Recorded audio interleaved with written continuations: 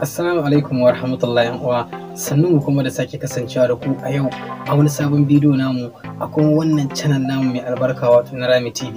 Ina roƙonka idan wannan shine karon farko a zuwan ka wannan channel namu da ka daure ka taɓa mana alamar subscribe ka kuma taɓa alamar ƙararrawar sanarwa wanda shi zai baka dama ta yadda duk lokacin da zan ɗora sabon bidiyo kai tsaye za a sanar da kai cewa na Rami TV sun ɗora sabon bidiyo. Bidiyon mu ne insha Allah dan uwa abinda zan yi shine zan nuna ma hanyar da zaka bi cikin sauki ka bude email ko kuma in ce Gmail kamar yadda kuka fi ganewa ke.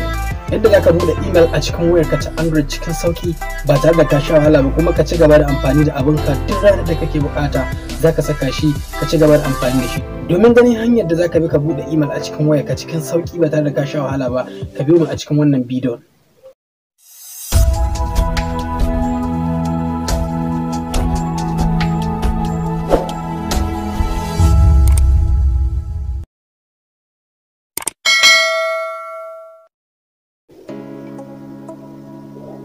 Kamar da kuke gani anan ga shi kamar da kuke gani bayan ka je ka yi sacin ka rubuta Gmail to ga shi nan create your account shi zaka shigo kana rubuta Gmail za su kawo masu haka sai ka zaɓi wannan create account din gashi kamar da kake gani haka. Bayan ka zaɓi create account zai kawo ka kamar haka nan gurin to abin da zaka yi shine nan sama sai ka taba ka rubuta sunan da kake buƙatar ka sa. Misali kamar yanzu mu sa Saifullahi gashi yanzu mun sa Saifullahi to sai mu zaɓi last name sunan mu kenan shine Yusuf Usman. Kamar da kake gani mun zaɓi last name da kuma first name din mutum. Yanzu kuma sai sunan da mu muke so ya kasance akan Google account din mu, ma'ana sunan da muke so ya kasance shine account din da muka bude sabo. To misali kamar yanzu muna so mu ce mun sa Saifullahi Rungumi ko kuma Saifullahi Yusuf ko dai dukkan wani suna da muke bukata yanzu shi za mu yi amfani da shi domin bude wannan email din kamar yadda kuke gani. Kar ka manta za ka yi amfani da Google Chrome ne, ma'ana za ka yi amfani da duk wata opera da kake da ita ko Google Chrome ko wata normal opera, duk opera da kake da ita za ka yi amfani da ita wurin bude shi wannan Gmail account din kamar da kake. To abin da za ka yi na gaba shine kai tsaye za ka shiga wannan wurin sai ka rubuta sunan da kake bukata. Misali kamar mu ce Saifullah,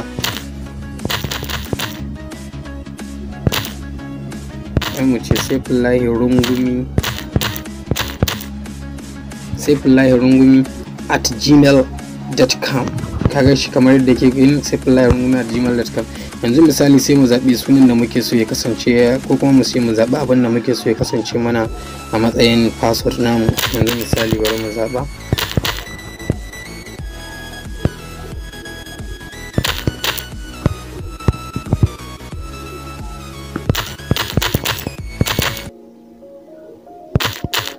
yanzu misali kuma ga password nan nasa na kuma saka email dina da komai yanzu gashi nan na riga da na saka. To me zan yanzu sai na taba wannan alama da kuke gani ga ta next, ita ce zaka taba ga ta kamar haka. To bayan ka je ka taba wannan alama ta next kamar haka kamar da kake gani yanzu sai mu dan jira shi dan gama search sai ya bude mana gabaki.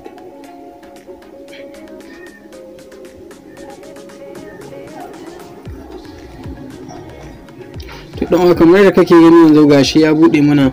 To me zamu yi? Abin da zamu yi shine nan sai mu saka number wayar mu,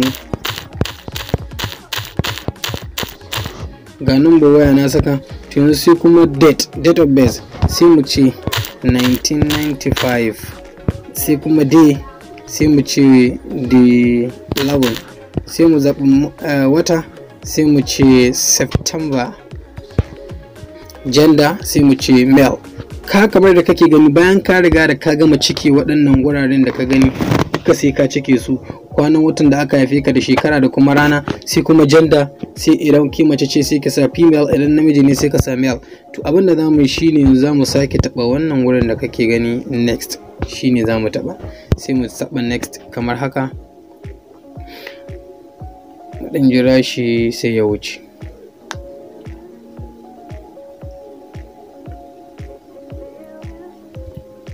don haka kamar da kake gani sun ba mu dama yanzu mu yi saving din account din mu ko kuma never, ma'ana mu saving din yanzu ko kuma ya zamu iya cewa yes save.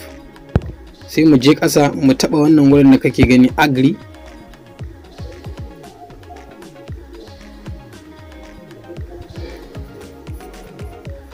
Ma'ana waɗannan dokoki ne zaka iya tsaya ka karanta su gaba ɗaya kuma zaka iya wucewa.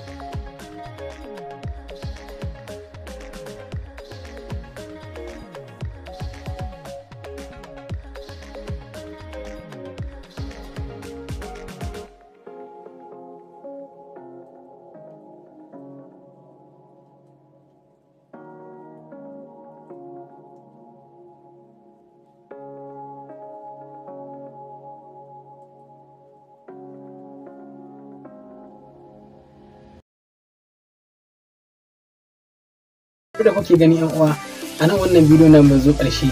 Idan wannan bidiyo namu ya burge ka, ka taɓa mana alamar like domin kana ƙara mana ƙwarin gwiwa ta yadda za mu riƙa zaƙulo ire-iren waɗannan bidiyon muna kawo muku a cikin wannan channel namu ba tare da ɓata lokaci ba.